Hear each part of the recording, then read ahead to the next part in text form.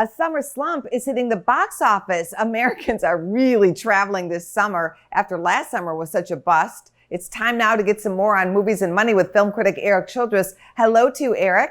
Hi, Angie. Well, the box office had one of the lowest July debuts in decades this past weekend. What will that mean as Hollywood prepares for the home stretch of the summer movie season?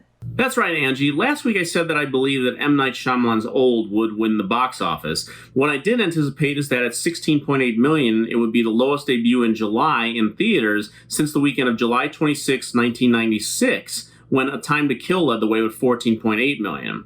Now, Old's budget is only around $18 million, so this is hardly a disaster for Universal. That is more the case with Paramount's Snake Eyes, budgeted at $88 million and opened to just $13.3 million this weekend.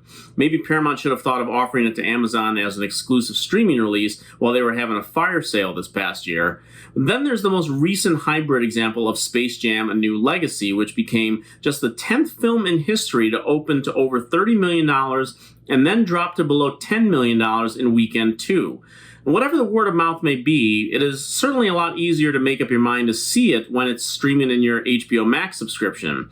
And this is now a quandary the studios are going to have to wrestle with as new CDC mandates may shift the dynamic again. Black Widow, also available for a fee on Disney Plus, appears very unlikely to hit $200 million in theaters, even if it will likely be the box office champion this summer. Now, the only other films to even reach $100 million this summer were sequels F9 and A Quiet Place Part 2 that were exclusive to theaters, so there are still a lot of questions going forward. This summer, there have been blockbusters exclusively on the big screen, hybrids of big screen and small screen streaming options, and now film studios have come up with yet another option. Tell us about that option. That's right, Angie, and it's what we tend to refer to as mid-range releases, which is in no way a knock on their quality, but more their financial prospects. Generally, we know which movies week to week are guaranteed to pull in their share of the box office, but consider some of the titles opening this week. Take Stillwater, for example, with Matt Damon and from Oscar winner Tom McCarthy. Not your typical summer release, but more the kind of potential prestige picture that a studio would release later in the year if they believed it had any serious award chances. Films like this released around this time may be good, but maybe not good enough. Regardless, though, Focus Features have made no strides in making their films available at home upon their release, even as a paid VOD title, and it makes one wonder why.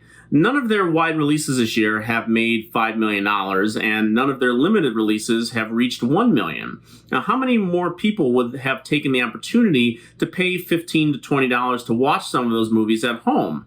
Then again, look at David Lowery's The Green Knight opening this weekend. Some of the best reviews of the year and may not have a broad appeal, but is absolutely the kind of movie cinephiles want to see on a big screen. There is no blanket answer here. It's all case by case, but these are the films ultimately seeing the biggest squeeze and yet could be taking the most advantage of the situation.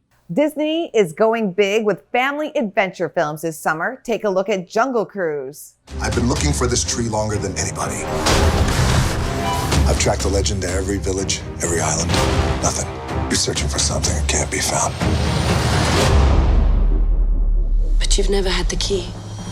ERIK, as a critic, what would you say is the best way to see Jungle Cruise? I'd say whatever costs the family the least amount of money, Angie. Actually, it is hardly the worst movie I have seen lately, and that is primarily due to its two leads, Dwayne Johnson and Emily Blunt, who are very engaging, present, sincere, and are clearly trying to deliver what the film wants to, but comes up well short. The film is yet another adaptation of a Disney theme park attraction, which they have some early fun with, and then it attempts to become a kind of African queen romancing the stone tale, mixed less with Indiana Jones or the Mummy movies, but Disney's own the Pirates of the Caribbean films. And when the film shifts its way from a river journey to special effects involving cursed conquistadors merging to their surroundings as if Davy Jones's crew moved from the ocean to the jungle, I lost interest pretty quickly. It will be number one this weekend, but if audiences see through the charm of Blunt and Johnson to just another retread that abandons a lightweight adventure tale in favor of some boring special effects work, this may be one we see trail off at the box office pretty quickly. And it'll be interesting to see if Disney feels confident reporting those paid streaming numbers, given this is a $200 million production in a box office world that is not producing the numbers it will need to break even. Thank you, Eric, and we will see you back here next week. Thank you, Angie. Go to businessfirstam.com for where to see our show on TV.